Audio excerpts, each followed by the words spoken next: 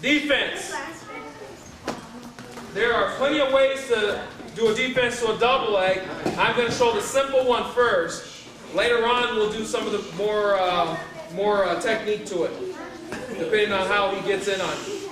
Now, for a double leg, or for any defense move, when you're wrestling, you're going to be using your head, you're going to be using your hands, you're going to be using hips, if he gets that deep. But then, usually your head and your hands is your first line of defense. So you got to be in a good stance. If I'm standing up, he's past my head, he's past my hands.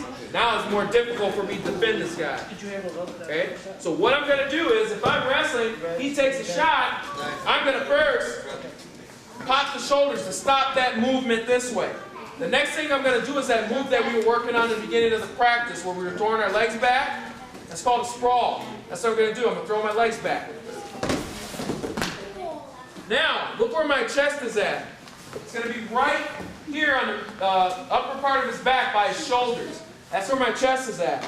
Now the next thing I'm going to do, so I'm adding two things here, throwing your legs back in the sprawl. Now I'm going to spin and get around him and get 2 points for it, okay?